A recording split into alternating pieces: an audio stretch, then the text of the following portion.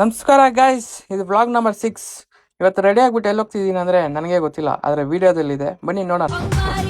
ಮೆಟ್ರಾಗ್ ಬಂದ್ಬಿಟ್ಟು ರೈಲ್ವೆ ಸ್ಟೇಷನ್ಗೆ ಟಿಕೆಟ್ ತೊಗೊಂಡು ಕುತ್ಕೊಂಡು ರೈಲ್ವೆ ಸ್ಟೇಷನ್ಗೆ ಹೋಗ್ಬಿಟ್ಟು ಕೌಂಟ್ರಲ್ಲಿ ಮೈಸೂರಿಗೆ ಒಂದು ಟಿಕೆಟ್ ತೊಗೊಂಡು ಟ್ರೈನಲ್ಲಿ ಕುತ್ಕೊಂಡು 6:30ಗೆ ಮೈಸೂರಲ್ಲಿ ಬಂದು ಇಳ್ಕೊಂಡು ಅಲ್ಲಿಂದ ಕಾಫಿ ಕುಡಿಬೇಕನ್ನಿಸ್ತು. ಹೋಟ್ಲಿಗೆ ಹೋಗಿ ಒಂದು ಕಾಫಿ ಕುಡ್ಕೊಂಡು ಅದಾದಮೇಲೆ ಗೋಬಿ ತಿನ್ನಬೇಕು ಅಂತಲೂ ಅನಿಸ್ತು. ಹೋಗಿ ಒಂದು ಗೋಬಿ ತಿನ್ಕೊಂಡು ನಮ್ಮ ಫ್ರೆಂಡ್ ಮನೆಗೆ ಹೋಗಿ ಫುಲ್ ಬಟ್ಟೆ ಎಲ್ಲ ಚೇಂಜ್ ಮಾಡ್ಕೊಂಡು ಹೋಗಿ ಮಲ್ಕೊಂಬಿಟ್ಟೆ. ಬೆಳಿಗ್ಗೆ ಎದ್ದು ಹಂಗೆ ಟೆರೆಸ್ಗೆ ಬಂದೆ. ಅಲ್ಲಿ ಮೈಸೂರು ಪ್ಯಾಲೇಸು ಮತ್ತು ಬೆಟ್ಟ ಕಾಣಿಸ್ತಿತ್ತು.